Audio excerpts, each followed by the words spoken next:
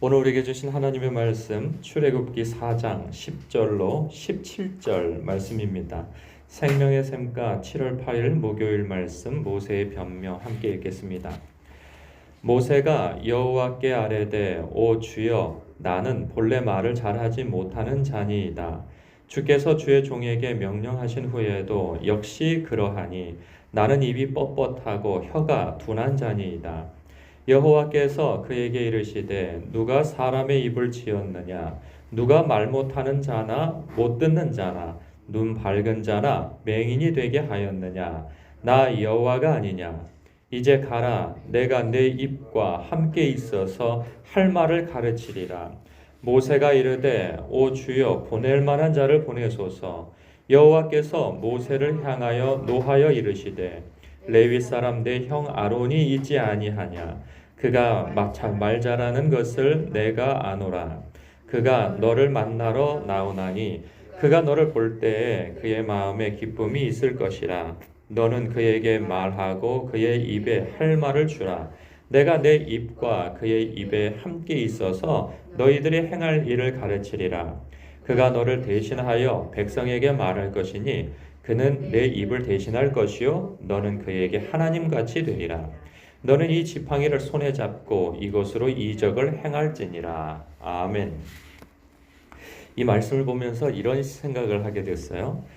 출애굽기는요, 그 모세의 광야 사역 40년 어간 중 어느 때 쓰여지게 되어진 거죠.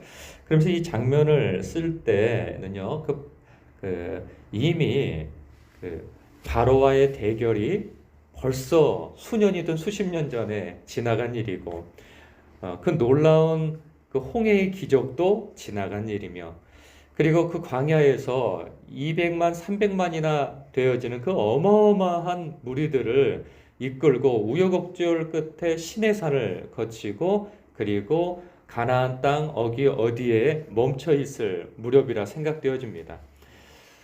그러면서 산전, 수전, 공중전, 해전 할 것 없이 다 건너온 이 시점에 이걸 쓸 때 그의 믿음은 하나님과 어떤 관계였을까 싶습니다.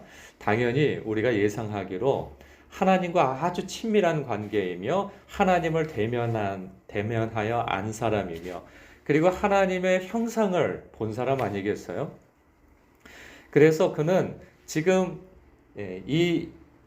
오늘 읽혀진 이 성경의 때와 비교되어졌을 때 아마 피식 웃음이 나왔을지도 모르겠어요. 나에게 이런 때도 있었구나 라고 말이죠.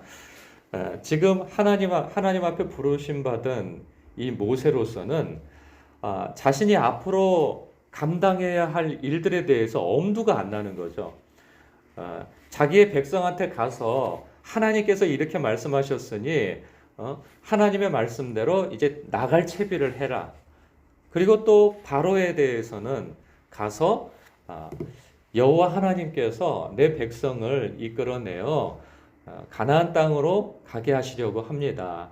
그리고 또 사흘 길쯤 가서 제사 지내기를 원하십니다. 그러니 내 백성들을 다 내보내 주시오 라고 이야기하는 것이 이게 가당키나 한 일인가? 그의 머릿속에서는 그 상황이 도무지 그려지질 않는 거죠. 심지어는 하나님께서 기적을 보여주시고 청사진을 보여주셨어도 이게 믿어지지도 않을 뿐만 아니라 자신이 나아가서 그렇게 할 수 있을 것이라고 생각도 못하는 것이죠. 그는 지금 하나님께서 기적을 보여주시면서 가라 하셨어도 아니 나는 혀가 둔합니다. 나는 입이 뻣뻣합니다. 저는 말할 줄 모릅니다. 라고 얘기를 해요. 그도 그럴 것이 일리는 있습니다. 그의 나이가 80입니다. 그리고 그 광야 생활이 이미 40년이나 했어요. 사람이 어느 지역을 자기가 살던 고향을 떠나서 나라를 떠나서 외국으로 가서 그 외국말을 배워가면서 살 때 40년이면 고국말을 거의 잃어버린 때입니다. 그러한 때에 가서 그 바로 왕과 협상을 한다는 것 자체도 아니 말도 제대로 되지 않는 때 그리고 40년이나 양이나 치면서 살았던 자기가 어찌 하나님의 백성을 그 수많은 사람을 영도할 뿐만 아니라 아니 바로한테 가서 그런 협상을 하는가? 이 도무지 머릿속에 그려지지 않는 거죠. 그래서 저는 못합니다. 말을 못해서 못합니다. 근데 하나님께서 하시는 말씀이 어? 누가 사람의 입을 지었느냐? 누가 말 못하는 자나 못 듣는 자나 눈 밝은 자나 맹인이 되게 하였느냐? 나 여호와가 아니냐? 네 말 못하는 것도 걱정하지 마라. 내가 너를 말 잘하게 해줄게.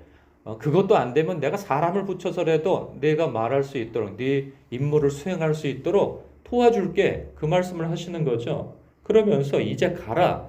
내가 내 입과 함께 있어서 할 말을 가르치리라. 그래도 마음에 와닿지 않는 게 우리는 생각할 때 아니 하나님께서 직접 나타나셔서 말씀도 하시고 청사진도 보여주시고 기적도 행하시며 이렇게 함께 하시겠다고 이렇게 친절히 말씀해 주시는데 그걸 못해? 이런 믿음 없는 사람이 있나라고 얘기할지 모르겠어요. 그런데 이 상황에서 그 입장이 그러니까 모세는 그 이전까지는 지금 하나님 만나기 이전까지는 여호와 하나님 앞에 무슨 기도를 했다던가 뭐 그분을 만난 경험이 있다든가 아무런 경험이 없어요. 우리 식대로 얘기하면 신앙생활도 안 하고 살았던 그였단 말이죠. 그러다 갑자기 벼랑간에 하나님께서 나타나셔서 지금 이런 어마어마한 그 임무를 맡기시니 누가 갑자기 이런 그 임무를 수행할 믿음이 생기겠습니까? 저는 이해는 갑니다. 그런데요. 그러죠. 그러면서 13절에 오 주여 보낼 만한 자를 보내소서. 자기 입장을 생각해 보면 충분히 그럴 수 있을 거라는 생각이 들어요. 모세는요 아직까지는 이 자신에게 집중된 삶을 살았던 것 같아요.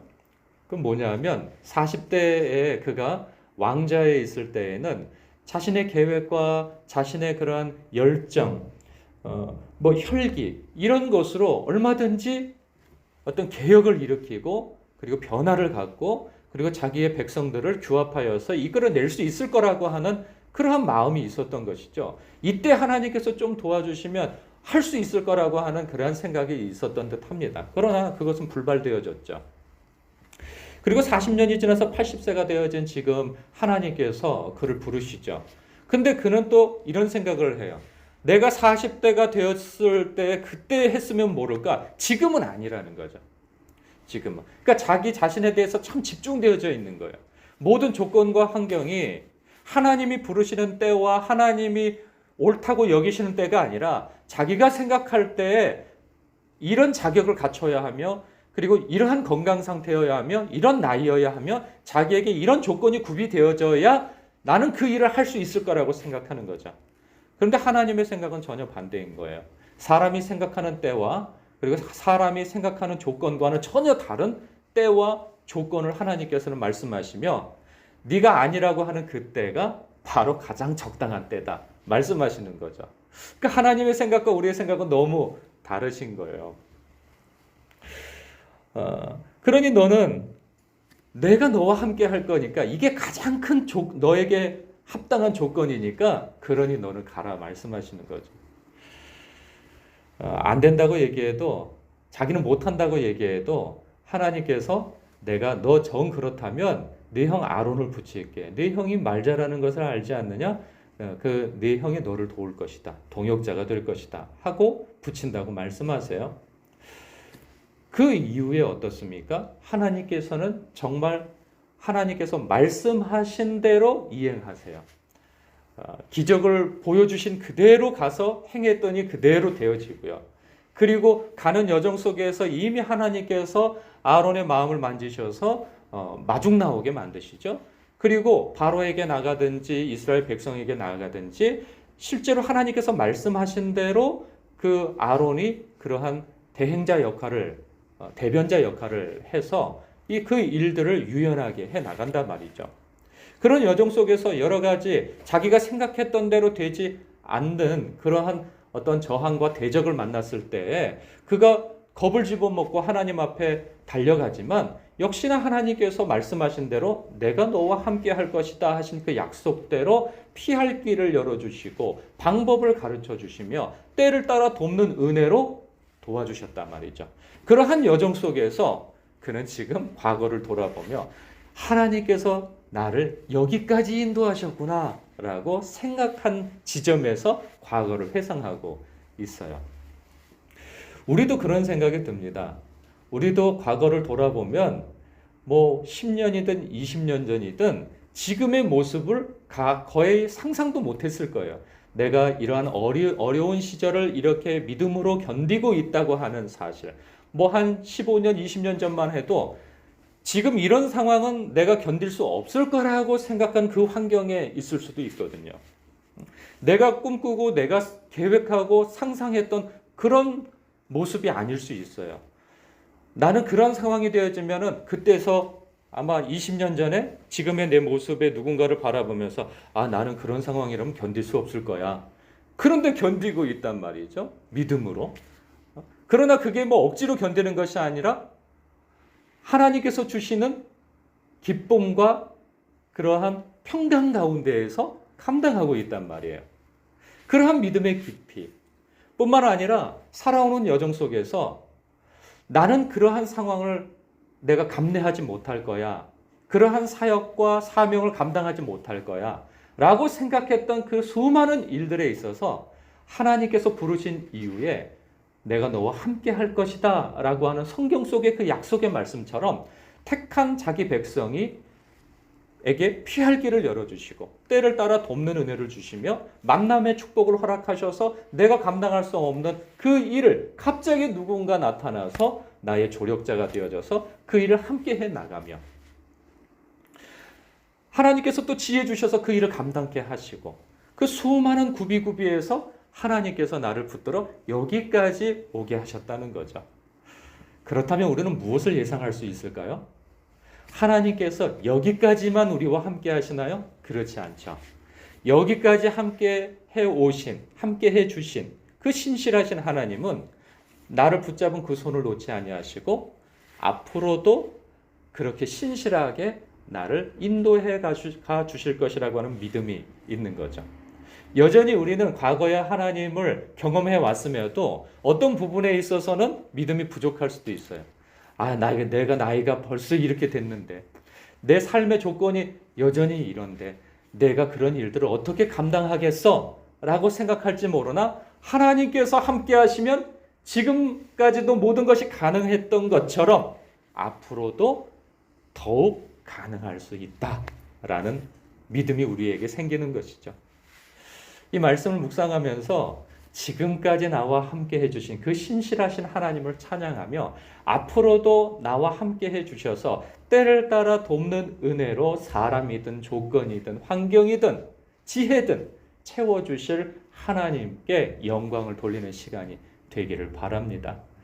기도하겠습니다. 하나님